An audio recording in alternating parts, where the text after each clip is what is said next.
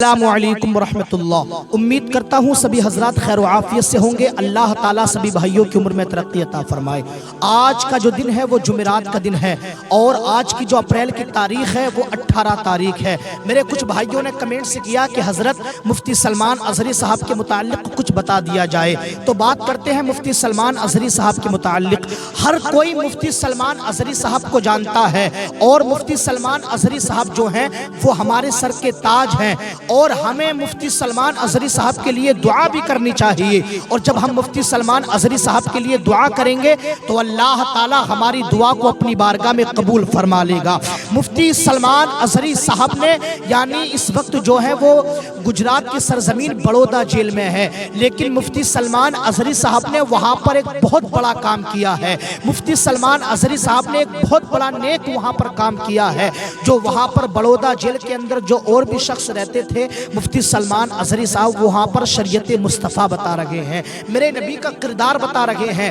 مفتی سلمان اظہری صاحب یہ بھی بتا رہے ہیں کہ تمہیں کس طریقے سے اپنی زندگی کو گزارنا چاہیے، کس طریقے سے اپنی زندگی کو بشر کرنا چاہیے۔ مفتی سلمان اظہری صاحب کا مقام بہت اعلیٰ درجے پر فائز ہے، وہ بہت بڑے عالم دین ہیں۔ اب بات کرتے ہیں مفتی سلمان اظہری صاحب کی ضمانت کب ہو جائے گی، مفتی سلمان اظہری صاحب کو رہا کب کیا جائے گا؟ رہا تب کیا جائے گا جب میں اور آپ ان کے لیے دعا کریں گے، کیونکہ دعا مومن کے لیے ہتھیار ہے۔ جتنی بھی میری آڈینس ہے میں سبھی سے کہنا چاہتا ہوں، میں اپنی ماں اور بہنوں سے، اپنے بھائیوں سے، اپنے بچوں سے یہ کہنا چاہتا ہوں، مفتی سلمان اظہری صاحب کے لیے لہٰذا دعا کریں۔ میرے عزیزوں، جب آپ دعا کریں گے نا تو اللہ تعالیٰ آپ کی دعا کو اپنی بارگاہ میں مقبول فرما لے گا، اللہ تعالیٰ آپ کی دعا کو قبول فرما لے گا، کیونکہ دعا مومن کے لیے ہتھیار ہے۔ آپ کو چاہیے روزانہ 5 وقت نماز پڑھتے رہیں، اس کے بعد ہاتھ اٹھا لیں مفتی سلمان اظہری صاحب کے لیے،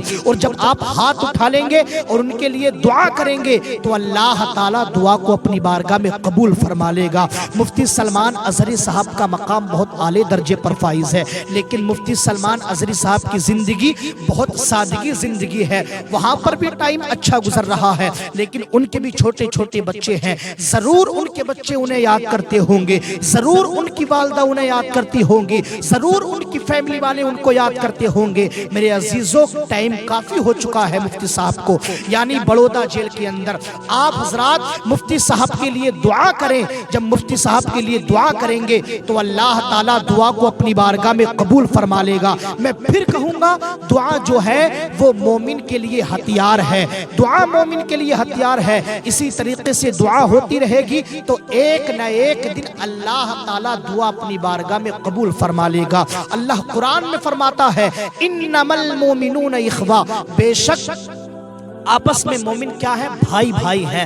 اور جب ہم دعا کریں گے ایک مرد قلندر کے لیے، ایک مرد مجاہد کے لیے، تو اللہ تعالیٰ دعا کو کیا قبول نہیں کرے گا؟ اور ساتھ ہی ساتھ میں ایک بات اور بتانا چاہتا ہوں، فلسطین کے بہت خستہ حالات ہیں، فلسطین کے بہت نازک حالات ہیں، ان معصوم بچوں کو ستایا جا رہا ہے، ان معصوم بچوں پر زیادتی کی جا رہی ہے۔ میرے عزیزوں، فلسطین کے لیے بھی دعا کریں۔ ہم وہاں نہیں جا سکتے، وہ دوسری کنٹری ہے، وہ دوسرا دیش ہے، لیکن ان کے لیے دعا ضرور کر سکتے ہیں، ان کی امداد ضرور کر سکتے ہیں۔